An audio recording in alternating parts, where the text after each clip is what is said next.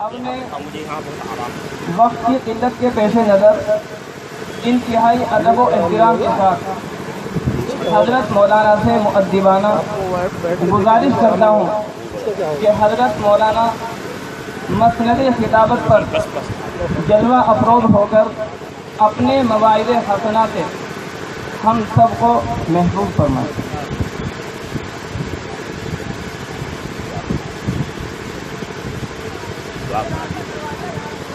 آپ کے منتظر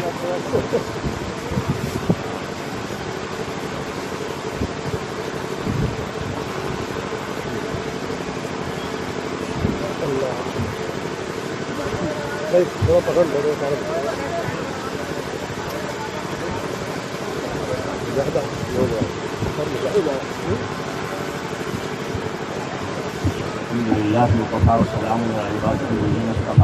آپ سب حضرات قریب کو آ جائیں۔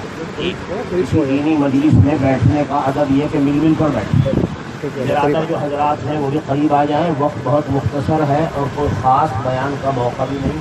اکابر حضرات علماء بہت سے موجود ہیں، جن میں سے ہر ایک کا بیان آپ اگر سنیں تو نہ جانے کتنا نفع ہو، لیکن سب چونکہ مسجد کی سنگ بنیاد کی نسبت سے جمع ہیں، ہم آپ سب حضرات اسی کے لیے دعا ہے، اسی کے لیے آپ حضرات سے مسجد کی تعمیر و تکمیل میں تعاون کی درخواست ہے۔ مسجد کا مقام، مسجد کا مرتبہ ہم میں آپ میں کون ہے جو نہ جانتا ہو؟ اعوذ باللہ من الشیطان الرجیم، بسم اللہ الرحمن الرحیم۔ انما یعمر مساجد اللہ من آمن باللہ والیوم الآخر واقام الصلاۃ وآتى الزکاۃ ولم یخش الا اللہ۔ مسجد ہماری اور آپ کی دینی شعار سمجھی جاتی ہے۔ جہاں مسجد ہے دیکھ کر اندازہ ہو جاتا ہے کہ ہم مسلمان ہیں۔ ہمارے آقا صلی اللہ علیہ وسلم نے بھی ایمان کی بہت بڑی علامت مسجد سے تعلق کو بیان کیا۔ جو شخص مسجد میں آئے جائے فاشہدوا لہ بالایمان، گواہی دو کہ یہ ایمان والا ہے۔ حضرت آقا کریم صلی اللہ علیہ وسلم اور آپ کے بعد صحابہ کے اور تابعین کے دور میں ہر مسلمان کا تعلق مسجد سے قائم رہا۔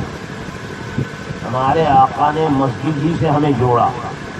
مسجد ہی میں حضرت کے یہاں نمازیں ہوتی تھیں، وعظ و نصیحت ہوتا تھا، حضرت کی ساری مجلسیں وہیں ہوتی تھیں، صبح شام رات دن 24 گھنٹے عمل مسجد کا جاری تھا۔ اعمال مساجد 24 گھنٹہ اگر امت میں جاری رہیں تو اس امت کی کامیابی کے لیے بس یہی کافی ہے۔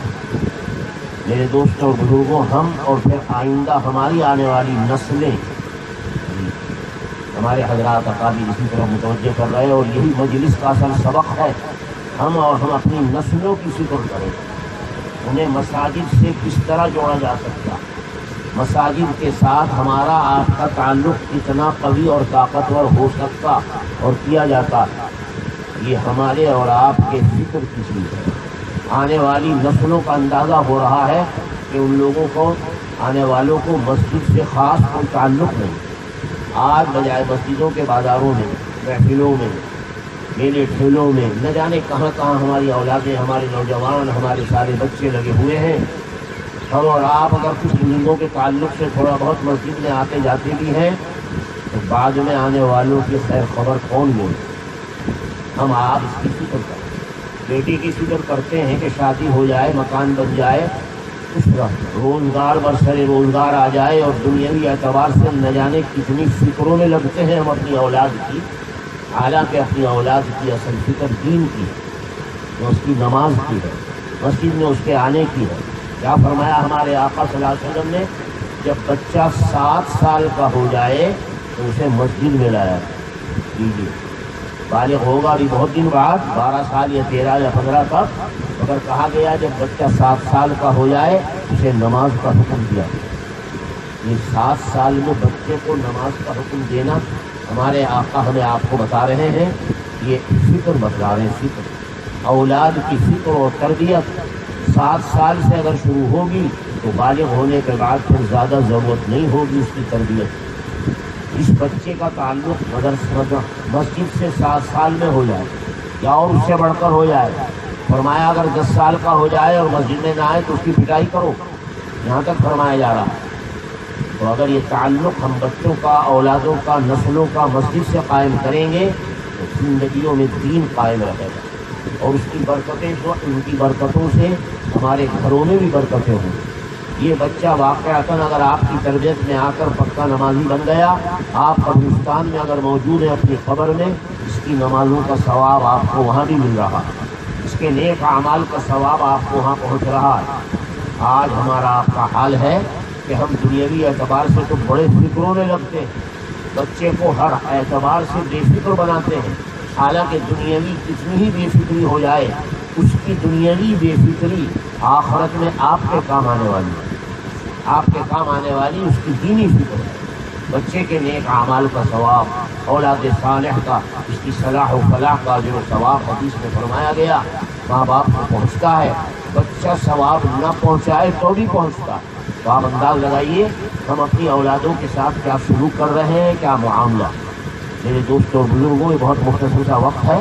ہمارے آقا صلی اللہ علیہ وسلم نے ہمارے لیے مسجدوں کے ساتھ تعلق کو دین کے تعلق اور اس کے کمال کا ذریعہ بنایا۔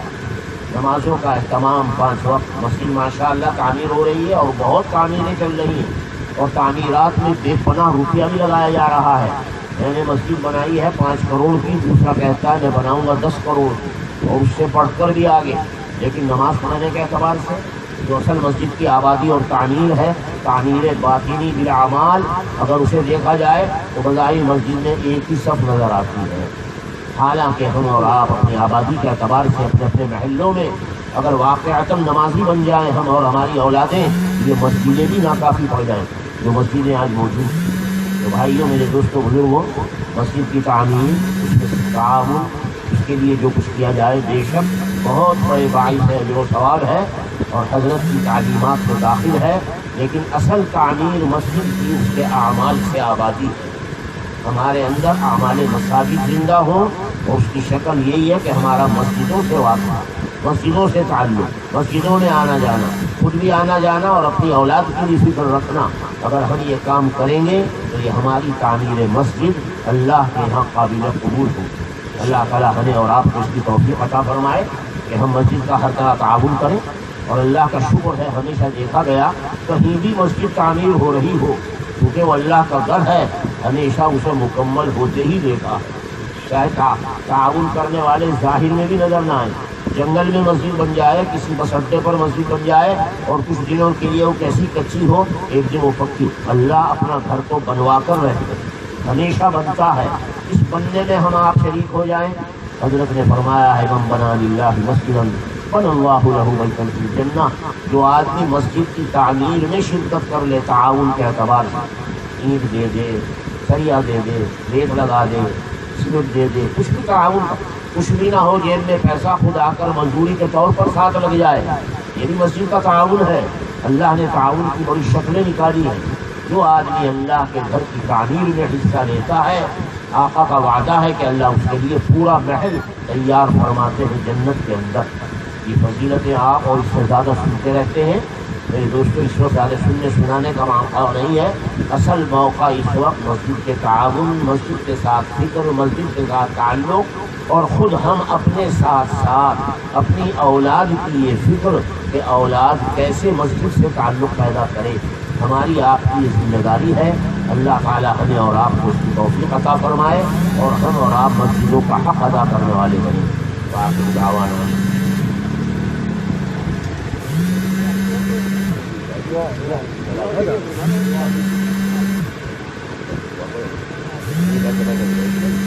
تھوڑا سا میرا کتنا ہو جائے پڑا وہ کہہ رہے ہیں بھائی دعا کریں۔ اللهم صل على سيدنا مولانا محمد وعلى آل سيدنا مولانا محمد وبارك وسلم۔ ربنا تقبل منا إنك أنت السميع العليم وتب علينا إنك أنت التواب الرحيم۔ اللهم إنا نسألك إيمانا كاملا ويقينا صادقا وقلبا خاشعا ولسانا ذاكرا وتوبة قبل الموت وراحة عند الموت ومغفرة بعد الموت والعفو عند الحساب والفوز بالجنة والنجاة من النار۔ اللهم إنا نسألك من خير ما سألك منه نبيك وحبيبك سيدنا مولانا محمد صلى الله عليه وسلم، ونعوذ بك من شر ما استعاذك منه نبيك وحبيبك سيدنا مولانا محمد صلى الله عليه وسلم. اللهم أنت المستعان وبك نستعين في جميع الأمور وعليك البلاغ ولا حول ولا قوة إلا بك يا أرحم الراحمين. اللهم يسر لنا جميع أمورنا، اللهم يسر لنا جميع أمورنا، اللهم يسر لنا جميع أمورنا ببركة نبينا محمد صلى الله عليه وسلم. اے اللہ اپنا فضل خاص ہم سب پر فرما، اپنا کرم پوری امت پر فرما، اپنی رحمتیں پوری امت پر نازل فرما. اے اللہ موجبات رحمت و مغفرت ہماری زندگیوں میں زندہ فرما. اعمال صالحہ کا شوق اور ذوق عطا فرما، اور اعمال صالحہ سے معمور و مزین زندگی ہمیں اور ہمارے گھر کے ایک فرد کو عطا فرما. اے اللہ مسجدوں کے ساتھ تعلق عطا فرما، ہم سے اور ہماری نوجوان اولادوں سے اے اللہ مسجدوں کی تعمیر فرما، مسجدوں کو آباد فرما. اے اللہ ان مسجدوں والی اعمال کی برکتوں سے ہمارے گھروں کو بھی متبرک فرما، گھروں میں بھی دینداری عطا فرما، نماز کا اہتمام ہمارے گھر والوں کو بھی عطا فرما، گھر کے ایک فرد کو پکا نمازی بننے کی توفیق خاص عطا فرما. اے اللہ ہماری مساجد کو ان سب لوگوں سے آباد فرما کر برکتیں اور رحمتیں نازل فرما. اے اللہ دین کا ذوق اور شوق اور اعمال دین کی رغبت ہمارے دلوں میں پیدا فرما. اے اللہ ہم میں جو گناہ گار ہیں اور ہمیں ہمہ وقت اور ہر وقت گناہ صادر ہوتے رہتے ہیں، ہم سب سچی پختہ اور پکی توبہ کرتے ہیں اپنے گناہوں سے. انشاءاللہ آئندہ کوئی گناہ نہیں کریں گے. اے اللہ ہماری توبہ قبول فرما، ہمیں اپنے سچے بندوں میں شامل فرما، توبہ کی برکات سے ہمیں مالا مال فرما. اے اللہ ہماری پریشانیوں کو دور فرما، ہمیں جو بیمار ہیں انہیں شفا عطا فرما، جو مقروض ہیں ان کے قرضوں کی ادائیگی فرما، جو ناجائز مقدمات میں پھنس رہے ہیں ان کو بری فرما، ظالموں کو ظلم سے سچی توبہ نصیب فرما، مظلومین کی حمایت نصرت اور مدد فرما.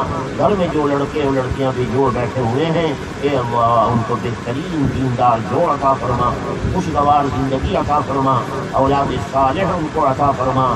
اے اللہ دلوں میں حاجتیں ہیں، صرف آپ ہی علیم بذات الصدور ہیں اور آپ ہی صرف حاجتوں کے پورا کرنے والے ہیں. ہم سب کی جائز حاجات کو پورا فرما، ہماری ضروریات کا غیب سے انتظام فرما، ہر خیر سے ہم سب کو مالا مال فرما، ہر شر سے ہم سب کی عبادت فرما. اے اللہ اس مسجد کی تعمیر کا بھی غیب سے انتظام فرما، بلا قرضے اس کی تعمیر فرما، اس کی تکمیل فرما اور اس کو اعمال مساجد سے آباد فرما. پورے علاقے کے لیے اے اللہ رحمتوں اور برکتوں کے نزول کا ذریعہ فرما.